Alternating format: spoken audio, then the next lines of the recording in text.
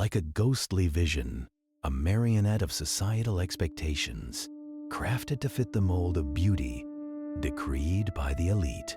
In this chilling pursuit, the very essence of who you are fades away, replaced by a hollow facade meant to signify virtue and status. But what lurks behind those sunken cheeks and pallid skin? In the shadows, a truth long suppressed begins to whisper. The flickering candlelight casts eerie shadows across the cold stone walls, illuminating the desperate sacrifices made for beauty. Imagine the hush of your heart as you dip your fingers into concoctions of lead and vinegar, deadly elixirs, each application a gamble with your fate. Pain and poison are the price for the illusion of wealth. The stakes have never been higher. You breathe in the sharp, acrid scent, a tangible reminder of all that society demands in the relentless pursuit of a beauty that is, quite literally, skin deep. As we zoom into history, we find Queen Elizabeth of York immortalized in portraits showcasing her ethereal beauty. But was it genuine or merely a gilded lie spun by skilled artists? Her pale visage, though revered, has become a symbol of the distorted beauty standards of her time. Scholars debate her true appearance, but one thing is clear.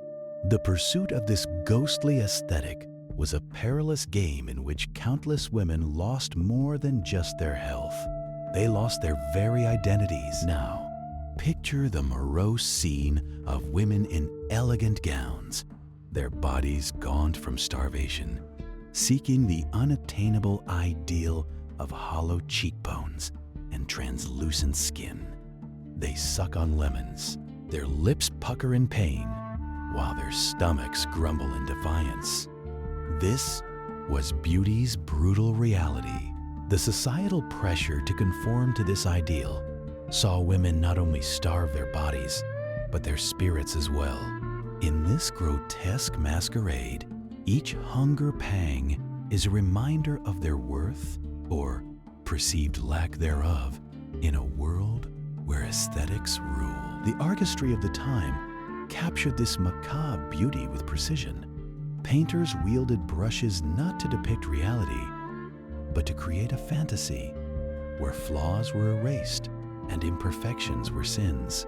They painted faces that bore no resemblance to lived experiences, where the mere act of existence became an act of rebellion against the rigid standards set by the elite. A world where to be human was to be flawed and thus undesirable. In this gallery of illusions, women became mere canvases for men's fantasies. Yet, outside the gilded halls of the aristocracy, peasant women thrived. Their sun-kissed skin and hearty laughter were the antithesis of the aristocratic ideal.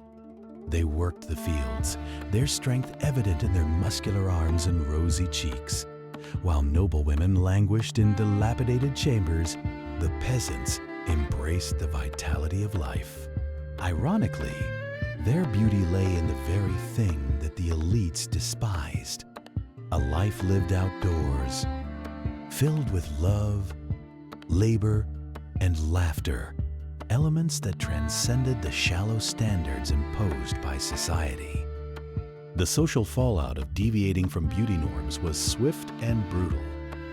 A noble woman caught in the sun's rays, her skin darkened, faced the loss of status and reputation. To be beautiful was not just about appearance, it was a moral imperative, a reflection of one's virtue. In a world where beauty dictated life's pathways, women tread carefully, their identities crafted from the pale faces they wore for the world to see. Amid this chaos, a strange remedy arose: leeches.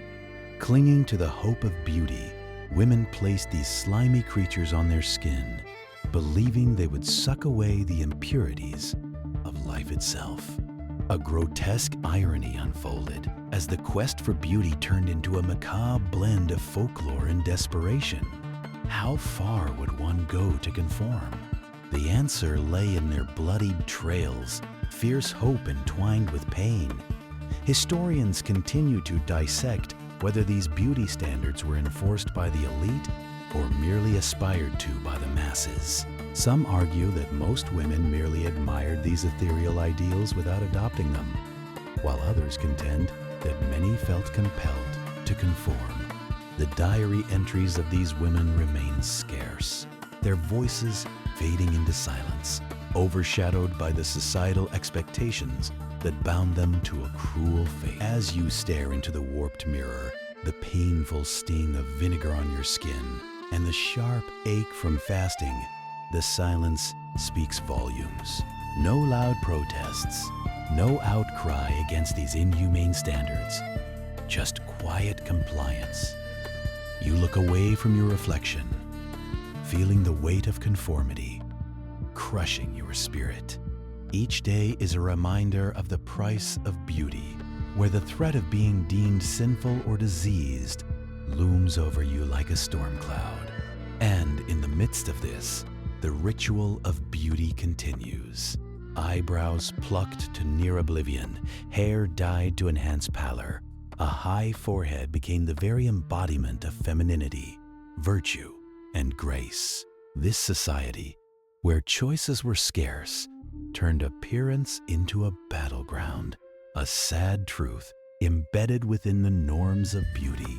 Each decision was shackled to suffering, a tragic irony that loops back on itself. But even amid the darkness, echoes of dissent whispered through the ages. Some women, weary of the hollow ideal, began to resist, finding strength in their choices, however radical they may seem. While noble women succumbed to the madness of beauty, others sought authenticity in their existence. A growing defiance against the norms simmered beneath the surface, ready to emerge as a call for freedom. As our journey draws to a close, reflect on the haunting truth of this era. Beauty was not merely an aesthetic, it was a weapon, a means of control wielded against women seeking agency in a world determined to silence them. As the candle flickers one last time, recognize the shadows of their stories, the echoes of their pain. Join us as we uncover more of these untold histories and seek to understand the labyrinth of beauty that has captivated humanity for centuries. If you found this journey through time enlightening, hit that like button, subscribe, and share your thoughts below. Where in the world are you watching from? Let's connect and keep exploring the rich tapestry of our shared past. Your voice matters. Be part of history with us.